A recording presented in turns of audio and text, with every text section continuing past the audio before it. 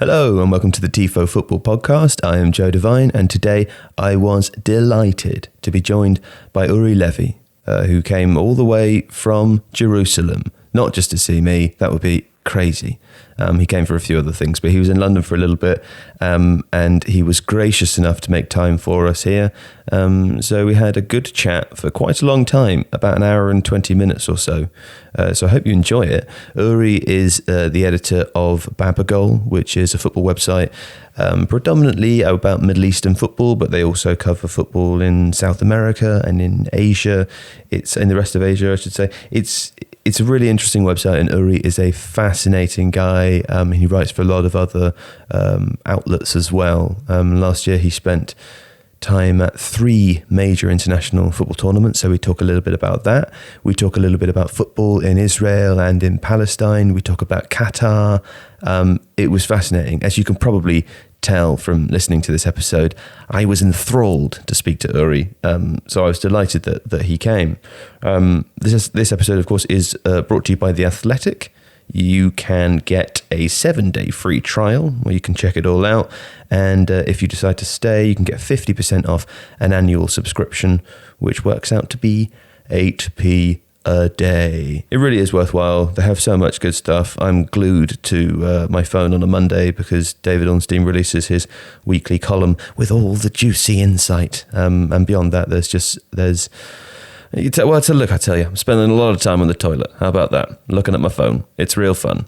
Anyway, thanks to Uri. Thank you for downloading this episode. Thank you for subscribing to The Athletic. And I hope you have a very merry and enjoyable Christmas season, happy holidays for our listeners overseas who aren't celebrating Christmas. Just have a great normal day. Enjoy yourself, as I hope you do every day. Right, see you later. Okay, I'm joined by Uri Levy. Hey man, how are you doing? I'm doing great. So happy to be in the famous Tifo Football Podcast, finally. Hey man, well, thanks so much for coming. I really appreciate it. Thanks for inviting. We've done a little bit of work together before between Babagol. You're the editor of the football site Babagol, and some stuff on the Tifo channel. But for our listeners who aren't familiar with your work, will you just tell us a little bit about yourself and what you do? Yeah, I'm Uri Levy, as you said. I'm the founder and editor-in-chief of Babagol, which is an international football website that focuses on Middle East, Latin America, Africa, Asia, always with the implications of politics and society and history and economy and whatever we can learn from the game, which is taking place off the field maybe. And in the terraces or in the boardrooms and stuff like this, or between players. And myself, in the past almost 7 years, I've been an independent journalist specializing on Middle Eastern football. I was writing for many publications throughout these years, from Arabi al-Jadid in Qatar and here in the New Arab in the UK, the Jerusalem Post, the Haaretz, and also for Babagol, of course. It's running for 5 years now. We are a team of 13 writers. Each one has his own niche, his own expertise, and it's going good. You know, we are working in football. We are fortunate eventually. Yeah, right? Yeah. You're from Jerusalem? Born and raised. How did you get started in football journalism? It's a long story, but I think it's a one with a positive lesson for all the listeners. I hope so. Yeah. After first year in the university doing my BA in Middle Eastern Studies and Latin American Studies, okay, I realized that I cannot go on with this degree because I can connect it to nothing that really interests me and nothing that I really have passion to. What sort of thing do you study on a course like that? You study a lot of history of the Middle East and history of Palestinian people and history of Iran, history of Saudi Arabia. And I like it. I like history since I was a child. I loved it. And I speak Arabic, so I had some easy points on the language courses. But I looked for a way to make it matter in a way. And I looked also for my advantage in the beginning in the Israeli media market. And I saw that nobody speaks about the football scenarios that taking place literally 15 minutes drive sometimes from center of Jerusalem. So we start offering different professors ideas for seminars, for small papers, for essays that connects football politics, but in Palestine, in Egypt, in Jordan. It took time, but eventually there were a couple of brave professors who told me, okay, you are onto something, go on with it. And I started going places, all over the West Bank, Jordan, later on Egypt, the United Arab Emirates, literally covering Middle Eastern football. Of course, with great inspiration from one very important author and journalist, James Montague, that I think most of us in our generation that now create content about football read his book about when Friday comes, about football in our region. This is an amazing book. Yeah. It's a must read. And of course 31-0 and the list goes on. But I looked at what James is doing and I said, okay, James is opening eyes in the UK and the wide world, but basically in Israel and in Palestine and the West Bank, nobody is sitting on the fence and telling the stories of the people that go in on the other direction, the other side. And I think that, especially in the modern world, speaking about the other and speaking about the unknown is a privilege. We have the right to do it. We have the option. It's very easy with the internet. So I just started to covering it. At the beginning, the reactions were a little bit, scared and intimidated. But with time, it caught up.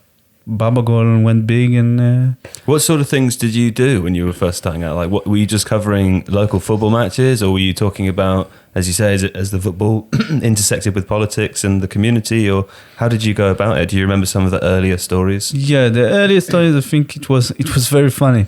We used to have in Babagol a weekly column of our first reporter, basically Yossi Medina, who is also one of the responsibles for a lot of things in Babagol.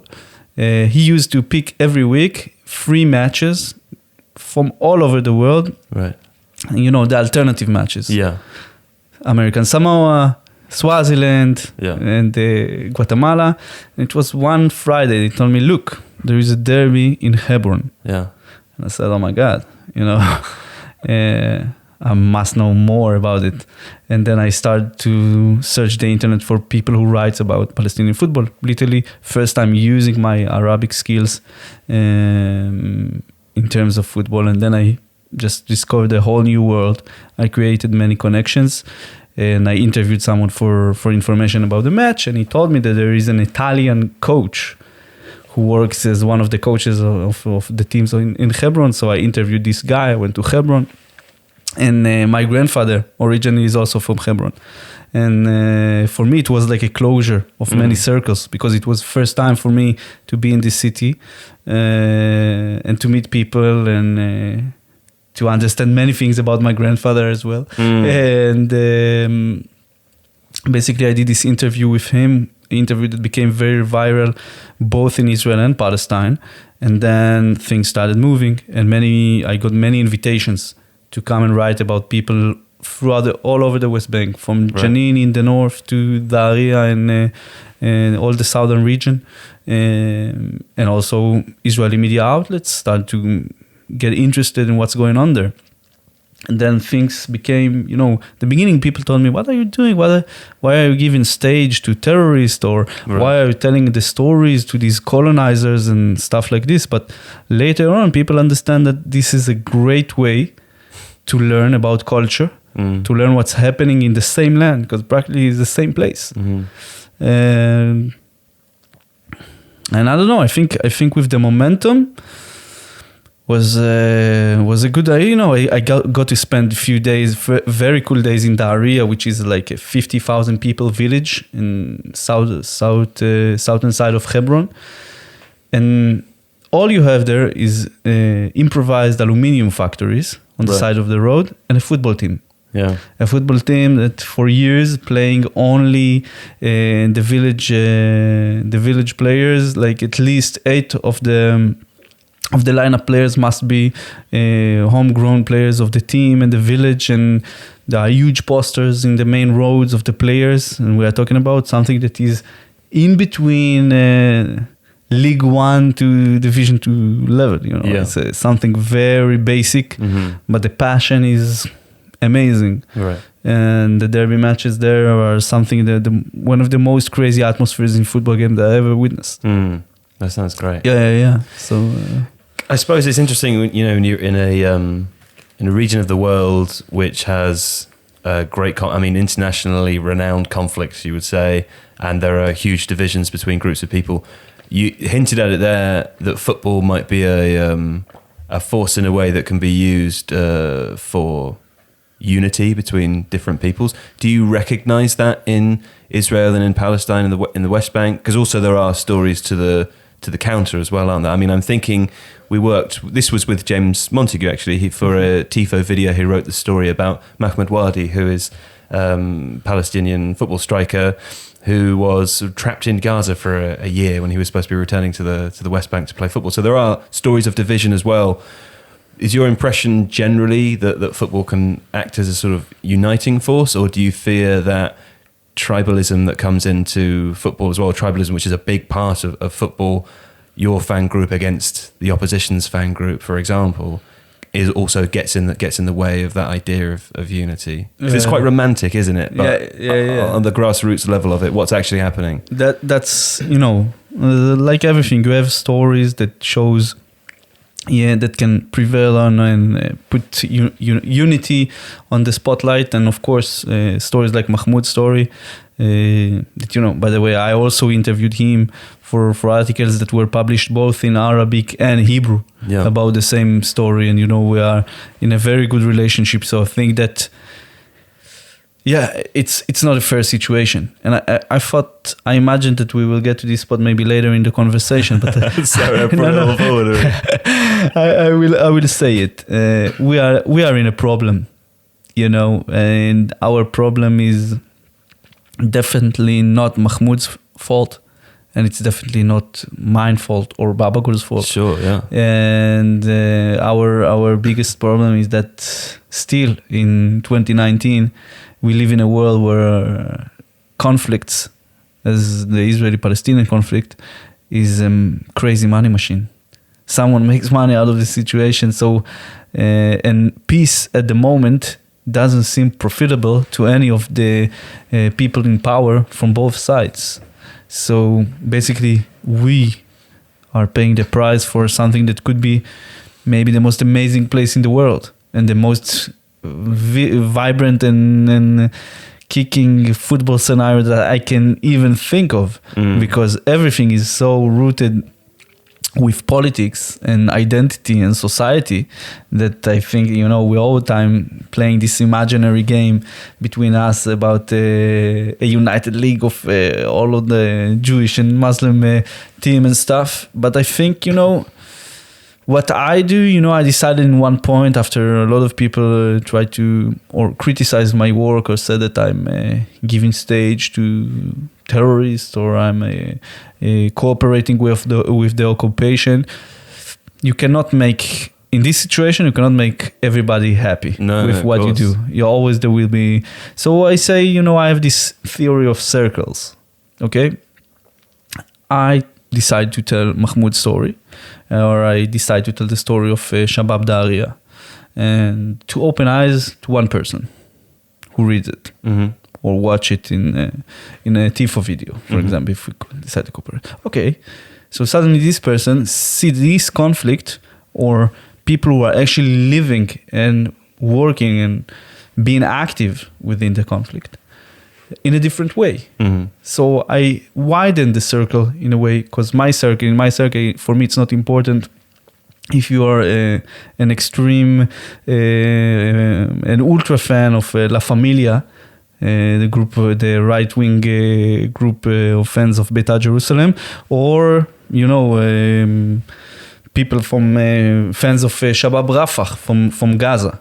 It's not important. If you are a football person, for me, first of all, I can have a talk with you, and I can count on you. Yeah. Because you speak my language, you know.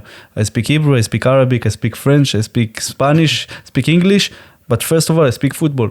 And when I use this circle of football and I open eyes for even one person from each article, I did my own thing. I think I'm not imposing or forcing my agenda or my political view on no one. I just telling them, hey, it's here. You can look, you can taste, you can have a thought on it. And if it's not good for you, it's okay. But you cannot neglect that it's here. Yeah. And this is the first step. I think our biggest challenge, I think, football people in this land is really to open eyes. I'm not saying who is right and who is wrong. I think it's clear that there is right and wrong in both sides. I think that the strong must make some great steps in favor for the weak, and I think the weak must also understand that there is a coexistence must be protected in a way. But this is me. The rest is for the football to help to tell the story. I think in some ways it's easier for someone like. I was clear, yeah. I think so. Yeah. Do you worry that you weren't clear? Yeah, maybe I filled it with. It's no judgment from me, man. I'm just. I think it's a really interesting topic of conversation. I agree also that it is very difficult to. It's a very complex situation. To talk about it in a way that is black and white is not going to do either side or anyone any justice. And far be it from me, someone who is not at all an expert in the region of your region of the world or these sorts of stories to really question you. I'm just interested in it, and I think I'm interested in it from the angle of what football journalism specifically can do. And so what I was going to say was that I think it's easier for someone like James Montague, who is from the UK, who's writing for an international audience, but you would probably fairly say predominantly for a Western audience. When Friday Comes, for example, a story of football in various different countries in the Middle East, it's easier for him in a way to use football as a tool to humanize people who are often othered in the West, particularly people from the Middle East. It's very common to hear stories that other people who live there, and when you talk about their lives in the context of football, it creates it's a very easy way to humanize them, because people totally relate to it. As you said, football is a kind of a universal language in a way, and that's why when you think about stories like Mahmoud Wadi's story, which I might ask you to retell in a moment for listeners who haven't seen that video. Sure. When you think about stories like his, it suddenly it highlights some of the horrors of the conflict or the occupation or whatever you want to call it, but it also tells a very personal story which people can very easily empathize with, because they suddenly recognize this young man and his lifestyle as ostensibly similar to their own. And I think that's why it's easier for James, because his audience is predominantly in the West. For you, presumably you're writing for obviously a Western audience, but also an audience in Jerusalem and Israel and Palestine and the Middle East. People are a lot closer to some of these problems. I imagine it would be similar to trying to write something that appeared to be objective about Brexit in the UK at the moment, where you're just going to, it's a lot harder, let's say. But would you tell listeners about Mahmoud Wadi and a little bit about his story? Yeah, for example, Mahmoud's story is, it's I like to call it like an impossible Cinderella story, but it's really showing part of the reality that we live in. Mahmoud was one of the greatest talents in Palestinian football in the past years. In the past decade, his name is already, when he was 18, he was familiar with the community of football in Palestine, but also in Jordan and in Egypt, because Gaza is like a small strip of 45 kilometers or 9 kilometers on the south of Israel, between Israel and Egypt. With how many people? 2 million, is it? 2.5. 2.5 million. Maybe more. In such a small space. Yeah, no, it's just good for it's just good for people to kind of have an understanding of what this is horrible, man. Yeah. Speaking as someone who's never been there, it's the most crowded place in the world. Yeah, literally. Yeah. And he was from Khan Yunis, which is one of the most combative and I would say familiar and famous neighborhoods of Gaza for the struggle and for the fight for Palestinian liberation. And when he was very talented, and in 2015, Jibril Aju, which is the head of FA or head of Palestinian FA, he renewed a competition that was stopped, I think, in 2001 or 2000, which called the Palestine Cup, which was it's basically a double header between the cup winners of Gaza and the cup winners of the West Bank, to play one match in Gaza, one match in the West Bank, and the winner is the Palestine Cup winner that get the ticket to play in Asian competition. Mm-hmm. Because Palestinian teams does not have the right to play in Asian Champions League from financial condition and reasons, so they play in the AFC Cup, which is some kind of the Europa League of Asia. So in 2015, it was the first time after 15 years that a team from Gaza, Ittihad Shujaiya, and a team from the West Bank, Ali Al-Khalil from Hebron, will play each other. And it was a very, first of all, covered event, even in worldwide level. There were New York Times and Washington Post and BBC, all the big outlets of the West came down to Gaza and the West Bank to cover this event. It was a very interesting event, but it also allowed the team from the West Bank to have a bit of scouting in Gaza and to find all of the different talents, the hidden gems of Gaza, and Mahmoud was one of them. Literally hidden. Literally, right? Yeah, literally hidden. And he joined back with Ali Khalil and traveled to the West Bank. As he signed the contract there, he made a terrific first season, scoring 6 goals in the AFC Cup later on, like in the season of 2015-2016. And he, with Al-Ali, they retained the Cup of the West Bank and came back a year later to Gaza to play again the Palestine Cup, second year in a row, starting to build a tradition of this new competition, all new competition of Palestinian football. And when after the game, which he played, he was good, and he was basically the main figure in this event. The cameras all the time went for him, handsome 19-year-old, tall guy, coming from one of the worst neighborhoods in Gaza. Now star in the West Bank and for the national team. They call him the Tower, right? Yeah. El Burj. Right. So after the game, when he was trying to go back with all of his team, the IDF, the Israeli Defense Force, all this, decided to not approve his crossing from Gaza back to the West Bank, and from different reasons, which I prefer not to go into this because it's really, I don't know for a fact. I heard the versions of many sides to this story. Some say that, of course, from the IDF part, that Mahmoud's family, 2 people from Mahmoud's family were involved in terrorist activity. What is terrorist activity? We let the other to decide, not Joe and myself in Tifo Football podcast. But it put him in a troubled situation where he couldn't go back. And every day he went to the border crossing, trying to go back to Hebron to continue his career as a successful football player. But this thing was serious. Mm-hmm. And at the time, it's really matters of sometimes or someone really stupid in charge or a bad handling of the bureaucracy. And I think it was a mix of both from the situation. Regardless, the fact that this guy who had a promising career found himself in a situation of months not being able to continue it. And he practiced alone on the beach with his former team, Ittihad Khan Yunis, and after, if I'm not wrong, 7.5 months, he finally got an offer from a Jordanian team.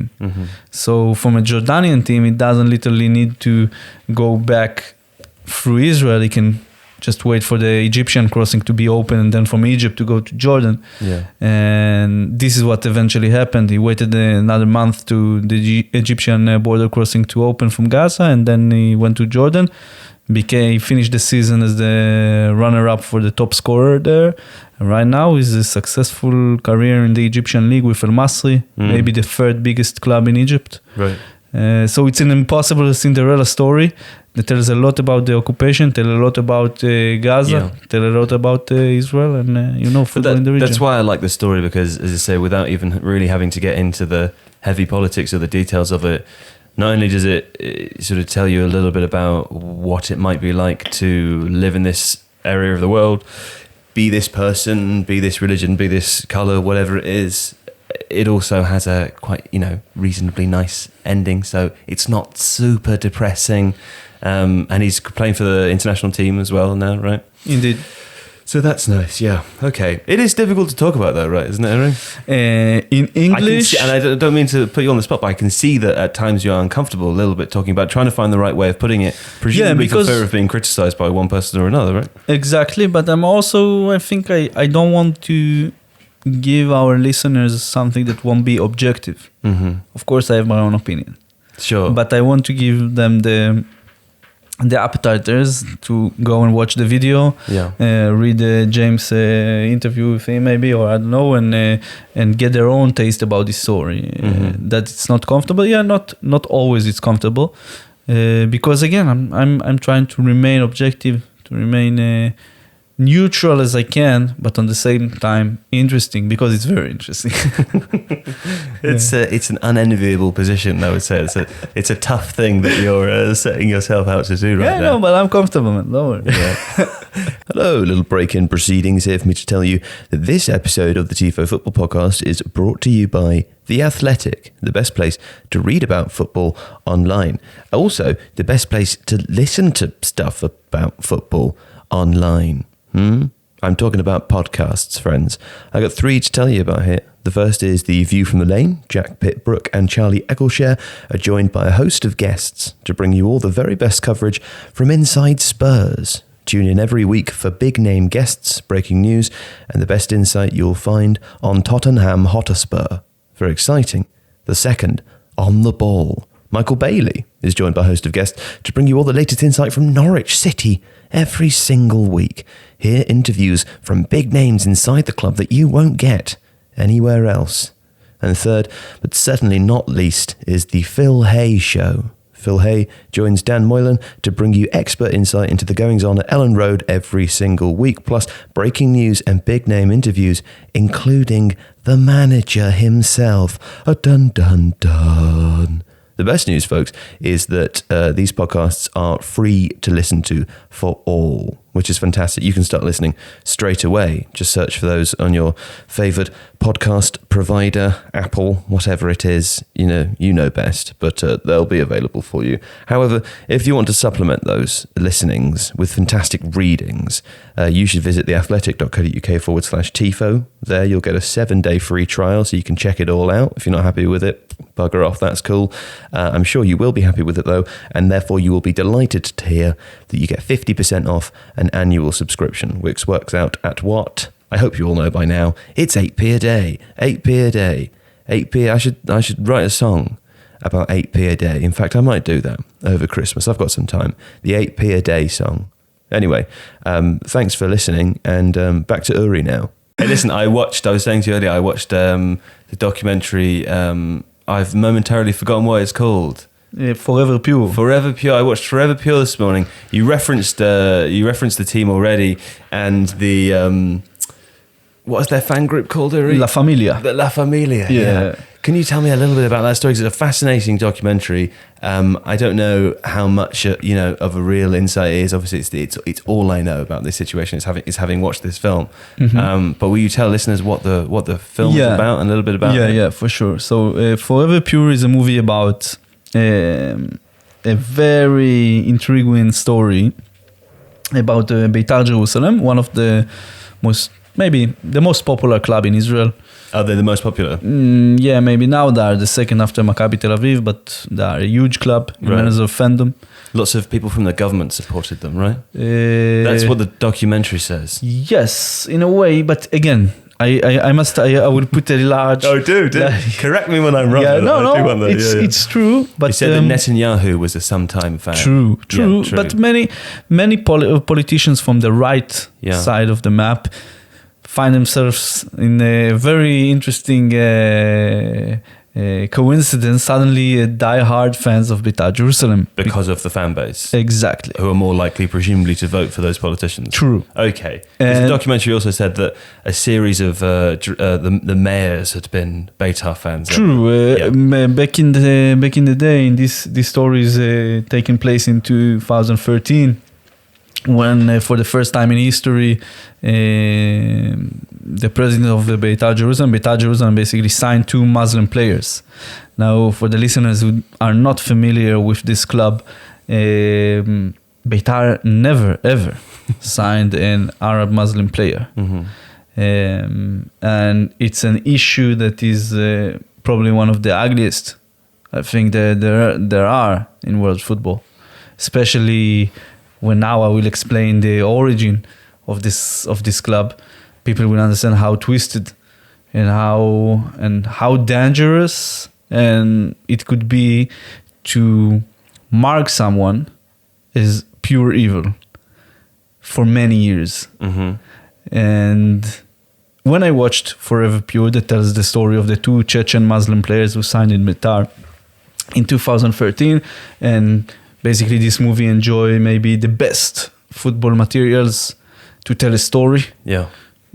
Full access to every event and that this team was through in this season. Well, they were lucky when I think the documentary team were just there for the season and this event occurred just sort of coincidentally. Yeah, and they had full access agreement. Right. It was, for people who do documentaries and stuff, it doesn't happen, yeah. Yeah, it takes many stars combined to make this kind of movie. But in this movie, it was eventually after also documentary, also editing it. And I remember the day it was released.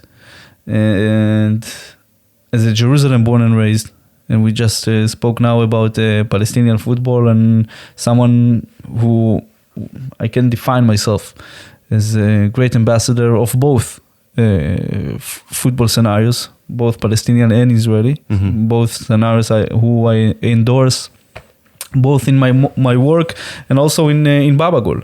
I give a huge stage for both scenes, but I felt, and I saw our inbox in Babagol, back at the time that Facebook were still a live platform. We got so many, maybe hundreds, if not more than 1,000 inbox at the release. The Guardian made like a small teaser for the movie. Like 10-minute long film, right? Yeah. Yeah. They asked me, are all people in Jerusalem hate Arabs? Mm-hmm. Man, we are working hard here to open people's eyes and to speak about football. Yeah. And then this 10-minute teaser by The Guardian, first of all, coming much more viral from any story that we told about Israeli football or Palestinian football. And most of all, showing people of Jerusalem who are a big chunk of Babagol crew as racist. Yeah. And for me, I felt very bad about it. Yeah, I mean, I think the thing to say as well is that the film I don't think suggests that everyone from Jerusalem is racist, but what it does do is focus very much on one group of supporters. For you and for me, it doesn't, but for the simple football fan. It also shows at the end there is an example, and one fan seems to be the sort of face of this movement, who I think a group of fans split off and formed another club afterwards, to have a non-racist club, whatever. But it does seem to show, particularly, I mean, essentially the story is, as Uri said, that 2 Muslim Chechen players were signed by the club for slightly unclear reasons by Arkady, the Russian Arkady Gaidamak, who was the father of Sasha Gaidamak, who was the owner of Portsmouth back in the day. Right, okay, there you go. If you remember Portsmouth with when they bought Canoe and stuff. Yeah. His son. And obviously the fans who support a club that's never signed a Muslim player before, an Arab player before, some of them are very upset about it because they're racists. And it seems for a while that it's a sort of vocal minority of the support. But the part way through the season, La Familia, who are these, I guess, the ultra group for the team, they decided to boycott supporting. And the stadiums were essentially empty. I mean, and so it was more than boycotting, supporting it. They decided to burn down the club, the clubhouse. They burned down the clubhouse with all the lovely memorabilia in the little museum with all this. Yeah. So I must. But essentially it showed that they had, I suppose, a greater influence over other supporters or greater support for their beliefs than I think people even in the club thought was true. And that obviously made the situation much more serious because it wasn't just a small group of ultras who were boycotting. The stadiums were, essentially empty for a number of games. And that does, when you watch the film, it does give the impression that all of those supporters are racists, which obviously is not true of everyone who lives in Jerusalem. But you are right that it's one of the, even for myself, it's one of the kind of few articles that I've seen of this area of thought, particularly with football. So it does paint it in a certain light. But go on. Yeah. First of all, do you remember how we started this podcast? We talked about the profit that people make from the conflict. Yeah. So this story was like a huge birthday cake for all I'm not talking about high caliber politician. I'm talking about people you never heard their name. Yeah. And they're starting like to use it and to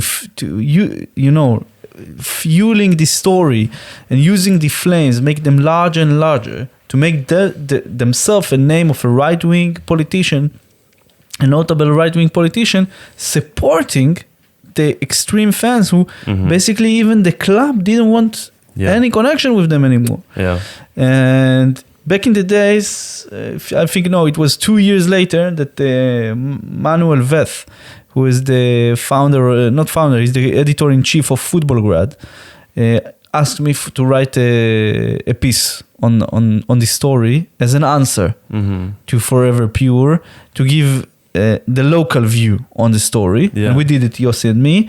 And I was very happy he asked because I was tempting with this idea for a while, and I said, okay, we will go for it, because people, and I think the ethos and the story of Beitar Jerusalem, and I'm not a fan of this club whatsoever, is not being understood in the movie in the right way.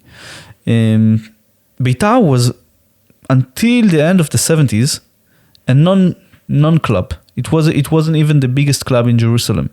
It was the club that its supporters were the Jews coming from the Middle East, and basically poor people who hadn't enjoyed any representation in the government or in the parliament, who felt very depressed, and serious financial and employment unrest. Was it kind of anti-establishment then? You can say, yeah. Okay.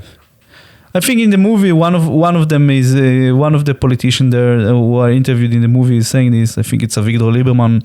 Yeah. Back then, he was the foreign affairs minister, I think. That Beitar was anti-establishment team of, if I need to make an equivalent for the UK listeners, might be some kind between Burnley. Right. Okay. To Athletic Bilbao. Right, sure. Maybe Union Berlin. Yeah, maybe. Some kind. Yeah. Okay. And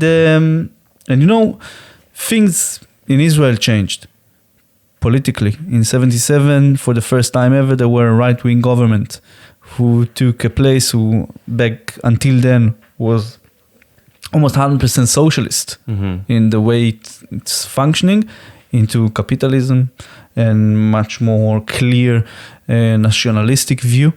And the success of this club came hand in hand with this shift in the Israeli regime, but also in the society. things changed. And basically, we told the story of Beitar from trying to understand how there was like a feeling of like this group of people who were unwanted had a place where they were more than wanted, where they were dominant.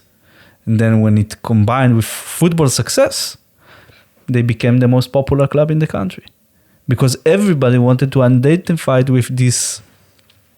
It was crazy. It will be maybe a little bit crazy to say, but this also impossible and weird Cinderella story of people who were not the mainstream, were outside of the mainstream, became very mainstream, and eventually brought also very dark views to the mainstream of Israeli football.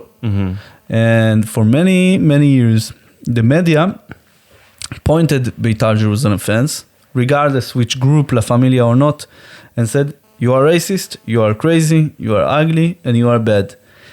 Even in years that it wasn't such a bon ton. Okay, there were racist fans, okay, but if we go now to Italy, every team, there is a group of racist fans. If we go to France, the same. UK, exactly.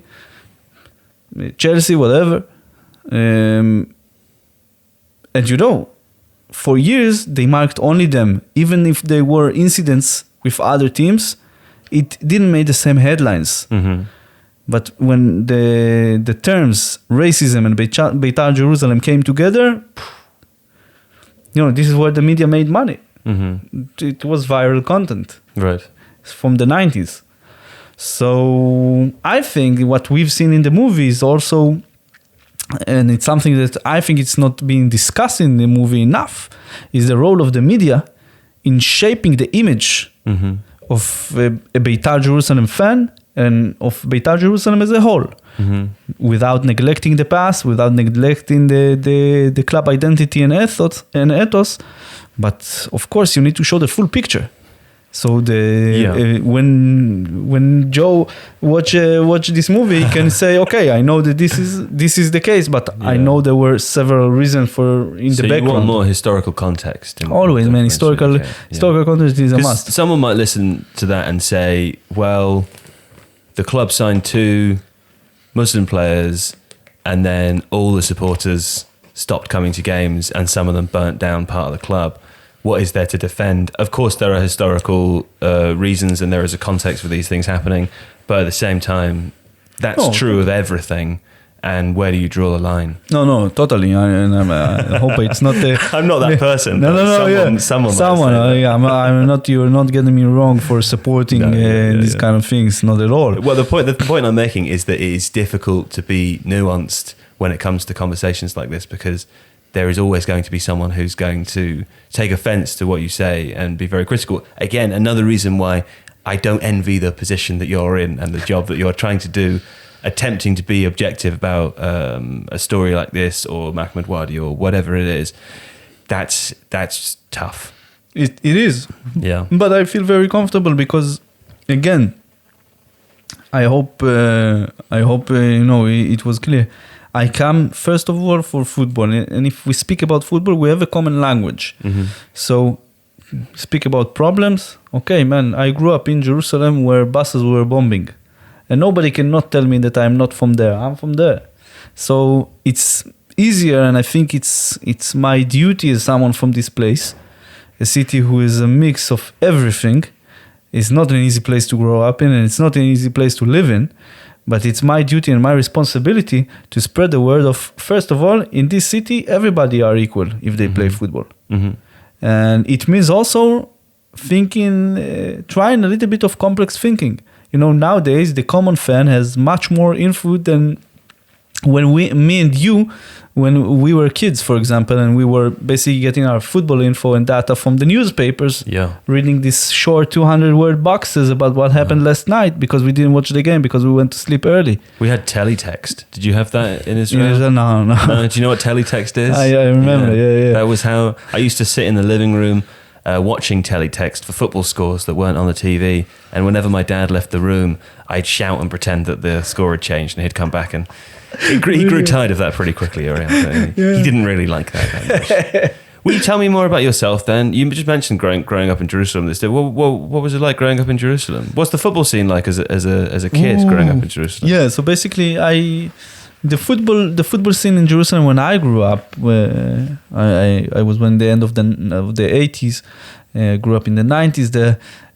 Unfortunately, my uncle decided to take me to a football match of Hapoel Jerusalem, right. Which is maybe the most unsuccessful club in the Middle East.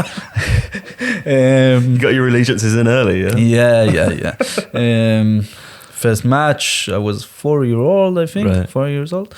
Of course, a loss, but I studied in a mixed school. Right. Who brought all the populations from the city together. Right. Oh, so I thought you meant mixed as in gender, but you mean mixed as in like background. Religious, secular, Jews, non-Jews, everyone. So somehow I was lucky not to be. I was basically the majority of kids were also Hapoel Jerusalem fans. Right. Yeah. Because Hapoel Jerusalem were much more identified with the red side of the city, much more left wing kind of a club. That explains why they're always losing then, doesn't it? Yeah. What a shame. It's in the genes. Yes. Yeah. So it was nice. I grew up playing football and getting to know really all kind of kids and people from all over the city. It was hard as a Hapoel Jerusalem fan because back then Beitar was the most successful team and they won many titles. And they were literally the club of the country. Mm-hmm. Every bus driver, every taxi driver, you could feel the presence of this team. And Hapoel was the team of the simple people, of the butcher, of the bakery shop. What were your parents doing? My father is a painter, mm-hmm. and my mother was a teacher. My father basically left Israel when I was very young. So basically, I grew up in my mother in Katamon, which is a very typical West Jerusalem neighborhood. Mm-hmm. We weren't rich, but never missed a thing. I had my ball and just, playing in school and then after school until 10 o'clock, 9 o'clock at the evening, coming back home. The same thing again. What was your position? Try to guess. Well, you're not that tall, so you're not a goalkeeper. True. I would say maybe central midfield. When I lost my speed, but I was a right back. Right back and forward. Do you know what? I don't mean to be rude, but other than goalkeeper, right back is the position where they put the worst player. That's all I'm going to say. I've known several right backs in my time, and they're the ones with the most motivation to carry on playing. They really try hard, but if you end up at wing back, I was more a right back that like attacks, and make the cross or shoot from the edge of the box. So I was scoring pretty. A Marcelo. Yeah, exactly. Nice. Marcelo, Dani Alves at times. This was the vibe. But after I lost a little bit, with age, the speed. So midfield was very comfortable because I like to play with my heads up all the time. Right. Do you play now? I try to play once a week, of course. Okay. It's a must. Yeah. It's kind of, now modern life, people look for yoga and stuff like this. Mm. I need the ball. I prefer concrete though. Really? What, is that because you grew up playing on concrete? Yeah. Wow. I feel much more comfortable on a 5-on-5, 6-on-6 in concrete than. The falls though. You must have torn your knees up. Yeah, man, I'm barely walking. You don't see. I had to help you in the door earlier. Yeah. Well, okay, that's interesting. Yeah. I miss it, man. I haven't played football for a very long time. You don't. You must be a goalkeeper then. I was a goalkeeper. Yeah. I wasn't any good. I was just really tall, but I put in goal. I only have one footballing sort of celebration story, which was when I was in primary school. I would have been, 7, 8 years old, something like that. And it was our school versus another school. It was the final of some kind of school cup. And the score was like 10-10 or something. Me and the other goalkeeper just let everything in. Came down to penalties. everyone scored, obviously. So it was me and the other keeper who had to take a penalty. And he missed it. He skied it straight over the bar. So if I scored, we would have won the game. And I sort of ran up to it and I slipped over and sort of accidentally miskicked it, but sent him the wrong way. And it pathetically dribbled in the other corner. Goal! Yeah, it was the only time the other boys at school ever talked to me. I was a hero. I was here for about 5 minutes. I was a hero. And then I retired from football. What a great memory. Then. Yeah, it was great, man. It was my own Cinderella story. Yeah. Hey, so recently you covered 3 major tournaments in the space of a year. True. Which ones? Tell us about that. Yeah, that's a lot of work. Yeah. It's a lot of work. And if you do it independently and look for clients for every tournament, it's a huge headache. But I managed to make it somehow. I started in Russia in June 2018, the World Cup, where I covered for 7 different publications. Wow. The Middle Eastern teams World Cup at the beginning, and then a few of them really liked my coverage and the way I see things. So I continued to cover Croatia and Russia, and the underdogs who continued for the later stages. Yeah, was very interesting experience. First of all, being in Russia was amazing. I thought so many different things about this place before I arrived. Yeah. What was it like? Tell us about your experience. Look, I heard about Russia, that in the moment I will land there, everybody will try or to rob me or to lie to me or to do something bad to me or to put something on my drink. They might try and dope you, get you running a bit exactly, faster, because I wasn't writing fast enough, the article. But basically, I traveled all over the country for 6 weeks. Basically, I came 1 week earlier because I want to see a little bit of how they make the preparation for the World Cups, for the World Cup stadiums. It was very interesting. I think in the morning of the opening game in Moscow between Saudi Arabia and Russia, there were things that weren't ready. And I said to my colleague there, look, I'm here for a week. I think these people are not aware that 4.5 million people are about to enter their country. Yeah. And basically it was the first time ever that Russia has opened its gates this way. Yeah. I must say, during the tournament, it was an amazing experience and I met great people. And, there were times I was pinching myself. For example, Iran against Portugal. Yeah. A buzzing game. That I think, made a huge name for Team Melli, the Iranian national team. Yeah. They made a great group stage, but again, left out of the knockout stage because they played with Morocco and Spain and Portugal. But they played great against 2 of Europe's greatest teams, basically. They were great. But, for me, as and I would say young writer for first time on a mission covering football abroad, I came for Iran, but I found myself speaking 25 minutes with Cristiano Ronaldo in the mix zone. And, I went back to the hotel all buzzing from adrenaline and said, my God, my grandfather in Jerusalem, who's originally from Hebron, as I said, was insisting with me from a very young age, improve your Arabic, you must learn Arabic all the time. Sometimes, punch me in the hand when I was speaking with a bad accent.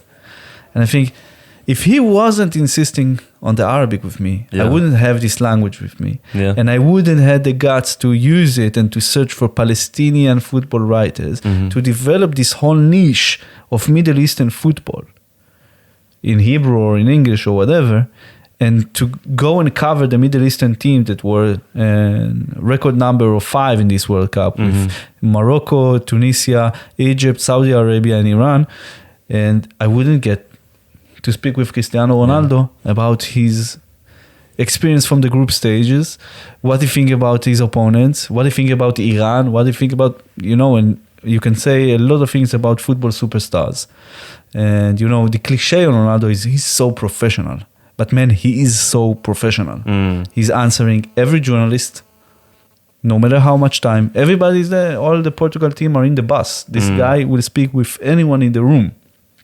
Will answer a full answer to any of the question. Yeah. And I said, okay. So my grandfather insisted with me when I was 7-year-old, and now when I'm 28, I'm interviewing Cristiano Ronaldo.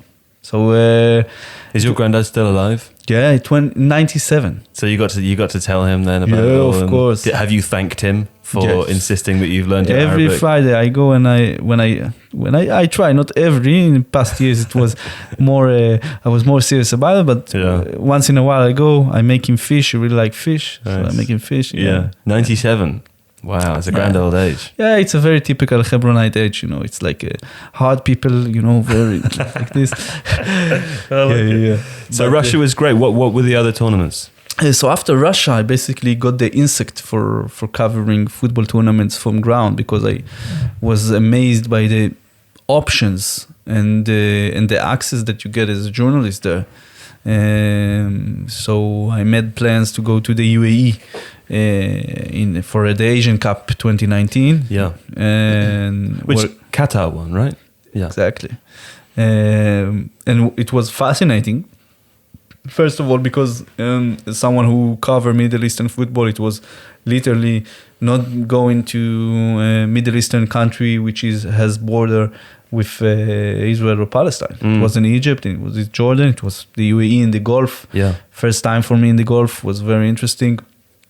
And I watched there like the most climatic matches, Jordan against Palestine, which is basically was more of a family gathering, where I also spoke with Mahmoud. I was very disappointed they lost and they left on the group stage. Iran-Iraq, which is Classico Asia. It's a huge match in Dubai. A lot of, full house. It's a small stadium, El Nasser Stadium, but 15,000 place. But the atmosphere was hectic. Yeah. And the fans were amazing.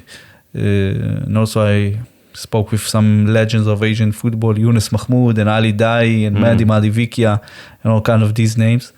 And also Qatar, Saudi Arabia, in Abu Dhabi, in the middle of the Gulf crisis. And Qatar there was winning 2-0 and got a small shower of shoes, and what was like, the Saudi fans threw shoes on them, what was kind of an introduction to what the Emirati fans will throw on them on the semi-final after they will crush them 4-0.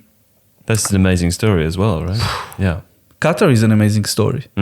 It's an amazing and ambivalent and controversial, but also an amazing football story. And it's there I understand. First of all, I got the chance to speak with their coach, Felix Sanchez, a very interesting person, a top professional again, and someone who's making a huge and unusual journey with his players. Something that I think in world football is very rare. He's coaching these players. He's now coaching the Qatar national team, senior national team, but he's coaching these players from under 15. Yeah. Same players to under 16, under 18, under 19, under 20, under 21. Yeah. And now in the senior national team with the same players. It's a bit like the football version of the film Boyhood. Have you seen the film Boyhood? It's made by Richard Linklater, and they started filming 12 years before they eventually released. So with the same cast, and the protagonist, he's must be 10 when they start filming. He's 21 by the time the film's released, and they film a day a year, and Was it any good? No. No, but you know what? People loved it. I was really disappointed. I didn't like it. But I like the idea that, you could take, it's a good idea. In fact, we've talked about this before, Alex and I, the idea of having a coach which sticks with a particular generation of players and moves through, and you have a kind of, a tractor system in a way. But so I didn't realize that he'd done that. He's gone with the under 15s, 16s, all the way up to the senior squad. Yeah, he started his career as a coach in La Masia of Barcelona. He's a Catalan, so he speaks very clean Spanish, and very, very impressive. Has a very impressive presence. Yeah, and his team is also like his team of professionals that goes with him in the tournament is very impressive. In manners of equipment, and is very professional. Basically, this guy got the chance to nurture the first generation of Aspire footballer. Aspire is the academy that Qatar founded in 2004 when they started to understand that football is the path they want to take in order to That's the golden question, isn't it? In order to what? You want to ask it? I don't know. Yeah, in order to what? We'll come to that a bit later. Carry on the story, but I do want to ask you. So Felix Sanchez is basically enjoying a huge effort of investment in footballers. Yeah, and basically managed to get these footballers together in something that I must say I've seen a lot of national teams going together, coming out from the dressing room through the mix zone. I've seen some of them. I watched the world champions, France. I watched Belgium, Brazil, Argentina with Lionel Messi. I watched all of them. I watched Nigeria and Senegal with the songs and stuff. Okay. Qatar or Felix Sanchez are leaving the dressing room and walking through the mix zone like an SAS unit. They are soldiers. Right. They are fully focused on a goal. They are not blinking. They maybe smile timidly. They maybe shake hand, answer a question or two quietly. Only the journalists that ask them can hear it. It's not like blah, blah, blah, blah, blah, like a gathering or something. Something very unique that I haven't seen. And I believe it was also influenced by the fact that we were in the middle of a rife crisis, political crisis in the Gulf. And we were in the UAE, which is a country which is very much an ally of Saudi Arabia. So it's a clear side in this conflict. So they were also extra shy about it. But it was super interesting to see this project reaching to, let's say, a first peak 3 years before this unbelievably controversial and weird idea of a World Cup in the Middle East in November 2022. So it was great, and I kept going with it, and in the summer I went to cover AFCON 2019 in Egypt, the later stages. It was very interesting. Also, I was privileged to watch Algeria with Riyad Mahrez winning the tournament for the second time ever, but the first time since 1990, 28 years, and to see literally tens of thousands of Algerians celebrating in Cairo, which is a very interesting and a tough place to be. 20 million people city, in a very, I would say, not simple time. Yeah, certainly not simple, is it? No. I took out the phone. I took out the phone for photos, and the policeman asked me to show him my phone. Yeah. What were you taking photos of? I was just in the market. Just like a tourist? Just like a tourist. Did they know you were a journalist? Were you just a random person to them? I think, in Egypt, you always had the feeling that somebody know or somebody is watching. Yeah, and they have a thing for foreign journalists, and in a way they are between a very bad situation because, the people are amazing. Yeah. The people are so nice. And the culture is very accepting and very welcoming. Yeah. But the gap between the way the regime there is trying to preserve certain image you want for the outside and the relation to foreign journalists and foreigners in general, people there are really suffering, and I would say that there is a lot of poverty that you see there, and it's colliding in a way of unpleasant experiences, such as taking a photo in the street and a policeman asks you for your phone to erase these photos. Something that I traveled in many places but never happened to me. Maybe there was something in the photo that you missed. You accidentally took a photo of some maybe of a mask or something in the background. Policeman's wife by accident, maybe. Who knows? Who knows? But Egypt was also very interesting, and I was again. I really recommend, if there are any aspiring young journalists who want to get experience, to have to experience something that they would otherwise will never experience, and to get access to world-class superstars. For example, I interviewed Riyad Mahrez after his 94-minute free kick against Nigeria in the semi-final. Yeah. And I came there to the mix zone after there was no place left in the press conference room, because I really wanted to hear what Jamal Belmadi and Alou Cissé are going to say. Of course, with 250 journalists from Senegal and 350 journalists from Algeria, there was no spot for a small Babagol journalist. But I went to the mix zone. Look, after you see such goal from the stadium, you understand. Your heart is beating so hard and the adrenaline is so high. You are just remaining positive and optimistic about everything. Mm-hmm. So I went there, and again there I see hundreds of journalists waiting on the exit of the first spot of the mix, and I said, you know what? I will stand in the end. I will wait to see what's up, who's coming down. And then after a few players came, and there was a big mess, suddenly Riyad Mahrez is coming. And everybody's jumping, Riyad. And he's like, no, man, sorry, like this. And then, I haven't imagined he will even stop. I just, Riyad, maybe just a few words, just for the record. And he was like, you know what, okay. Like this. So you saying it was just luck? There was no journalistic skill on your part? I think that I was the first one to ask a question in English. Right, okay. Because all the questions were French, right, or Arabic. Yeah, Riyad is not speaking a very good Arabic. Right. So I was the first one to just speak English, not being too pushy, just right by the exit. Right? The exit.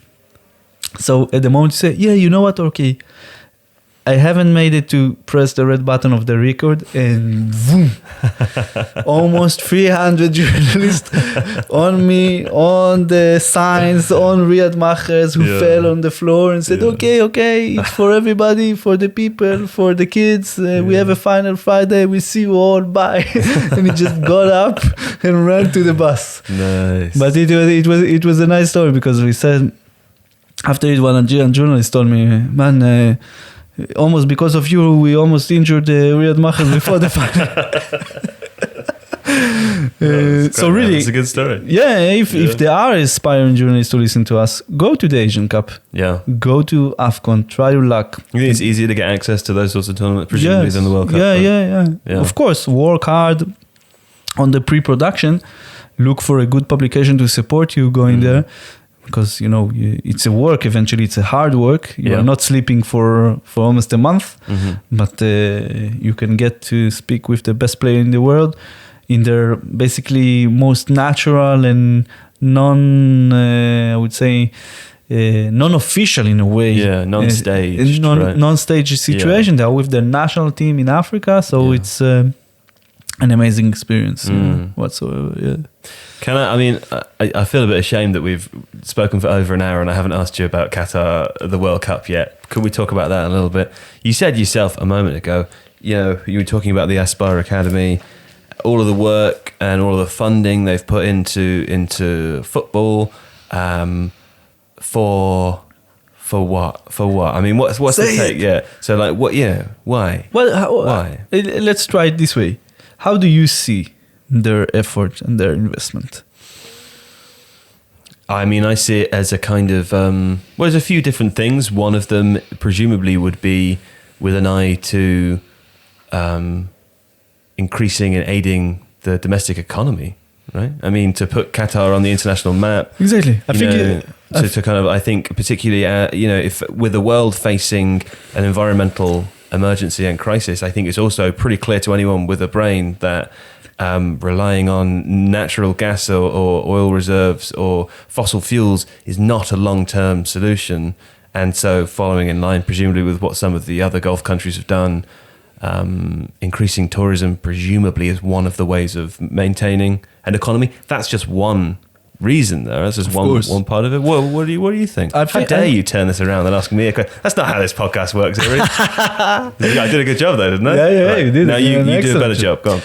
I think that, Qatar has this big dream of becoming a first world country with the stamp, with the etiquette, with the approval of the West, of the strongest countries in the world, such as US, UK, and Europe, and I think they understood that through football you can declare or create a new status for your country, for your people, for your city, for your culture, for your identity. And what we've seen in the beginning of the millennium, of all the footballers who are joining the league there, Batistuta, Frank Leboeuf, Pep Guardiola, Marcel Desailly. Yeah.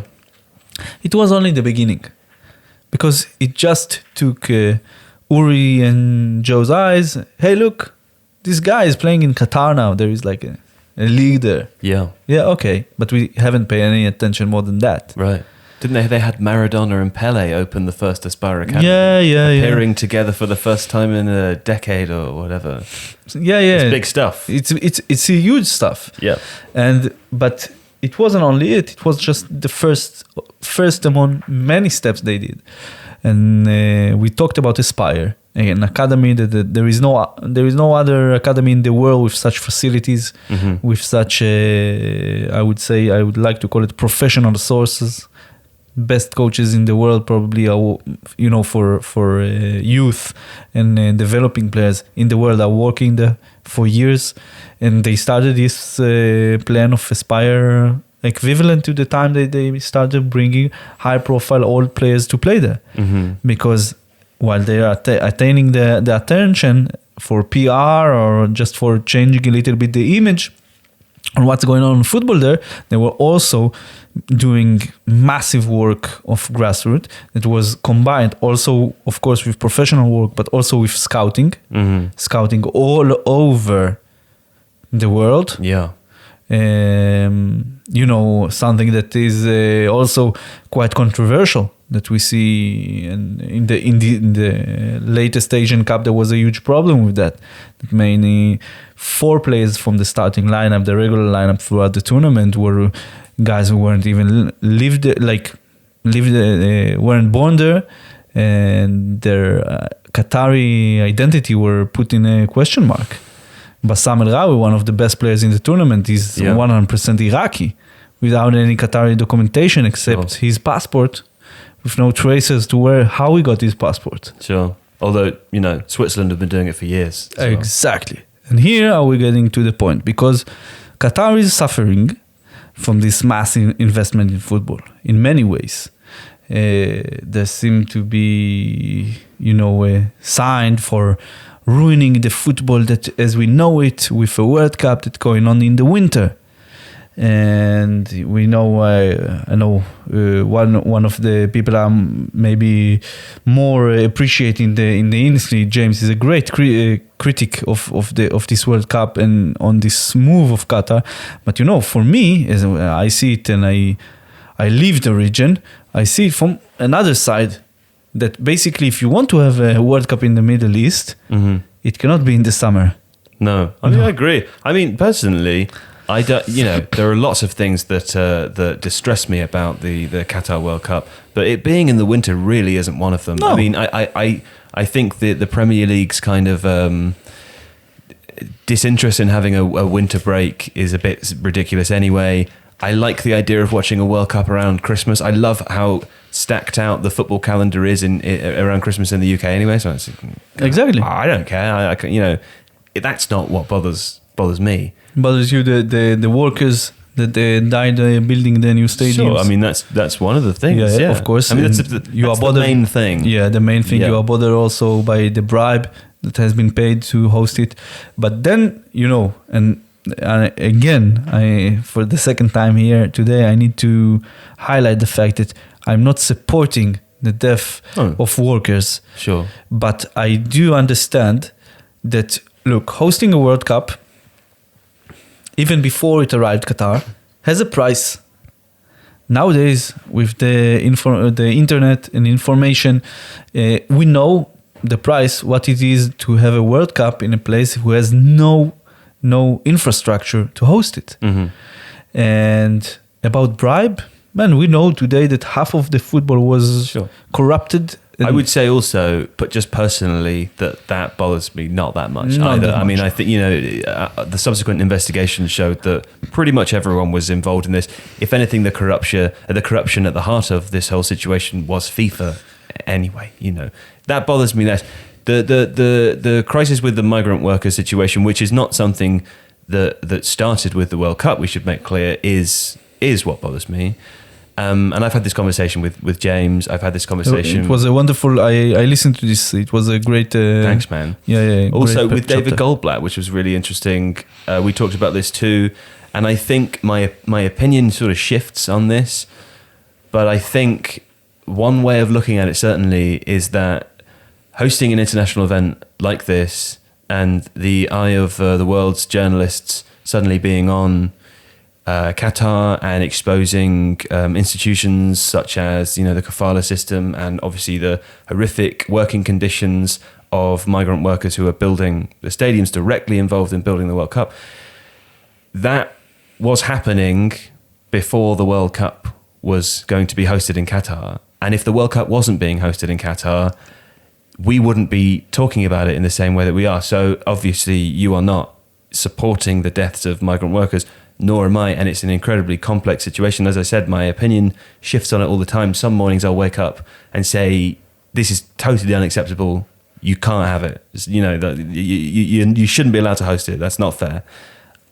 And other mornings I wake up and think, maybe this is the way, and of course Qatar have made moves in recent years to try and reform the kafala system or abolish the kafala system or change the way that working conditions are for migrant workers, and a lot of it is talk. I think we know that there hasn't been a great deal of action. They would say that these things take time. That's also true. I think you touched the most important point here. I think where we started our conversation today, football can be used as a bridge in many cases, as well in horrific cases such as the migrant workers' rights in Qatar. Yeah. And if this what will bring the change to their constitutional construction law, so it's a first step in the right direction. Yeah. The price is unacceptable. Is you cannot think of it, but it is what it is, because we live in a world where there are different cultures and things that are not in the same level everywhere.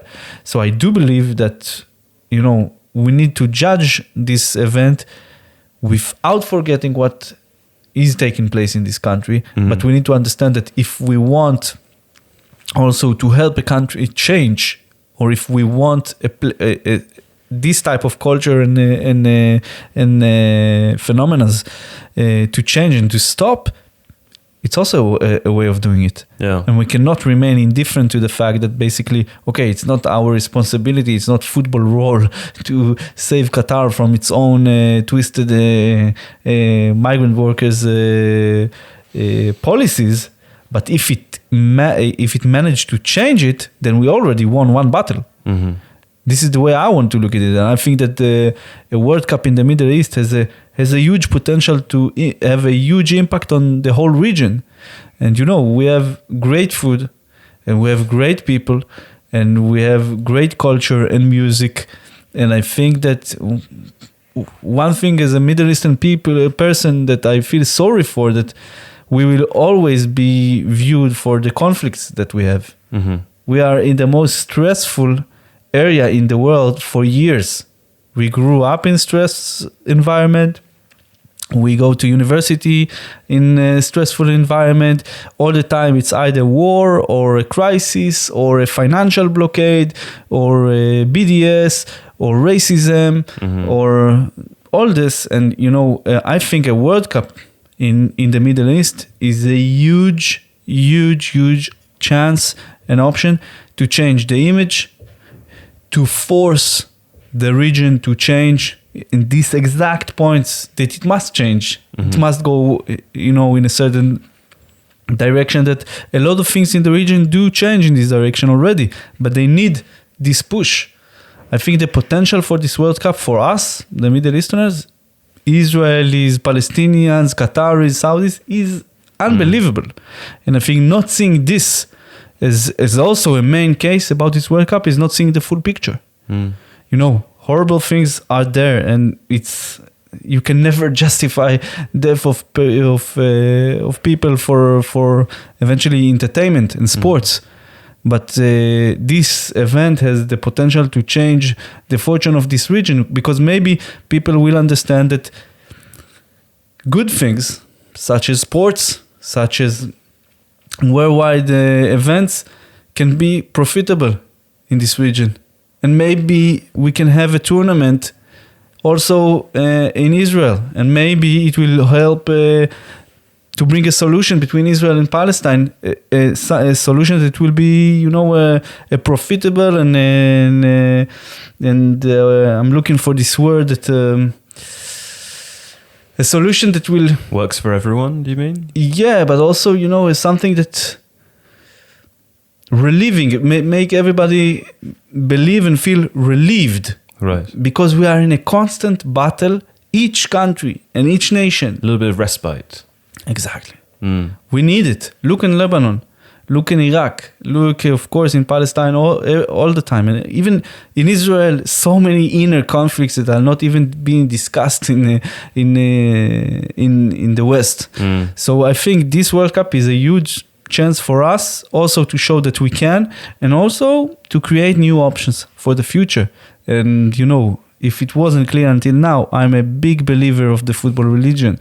So I really hope that this World Cup will have a great impact on the region. Hey man, I like it. Yeah, thanks. Thanks so much for coming in, man. We've talked for a really long time now. This is a long podcast, but I feel like we could go on for a whole week. Don't you, Uri? We do. Will you tell people where they can read your stuff? Yes. So you are all invited to Babagol, www.babagol.net. We are on Facebook, Twitter, Instagram. We'll pop some links in the description as well. Yeah, and from the Middle East to Africa to Latin America, we are there. Also, you are most welcome to watch both great videos we did with Tifo Football, and hopefully we'll do more in the future. Yeah.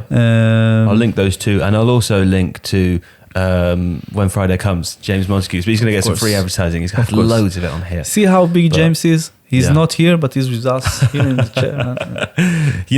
Can I finish on, I think I like the idea of sort of positive and realistic news stories coming from places in the world where they tend to only be negative. And that's one of the reasons why I love When Friday Comes, because I always remember the chapter on Iran when he's talking about young people in Tehran who are, I can't remember the name of the game, but where one car full of girls and one car full of boys drives up and down the street, and they sort of look at each other out the windows. They're all taking drugs because there's no drinking, and they're all copping off with each other. Iran in the World Cup, or it's it wasn't in the World Cup. It was just Esteghlal Persepolis, the derby of Tehran, maybe. It might. I can't remember which football game it came before, but Iran in the West Asia. He was just talking about what the kids are doing because there's no drinking.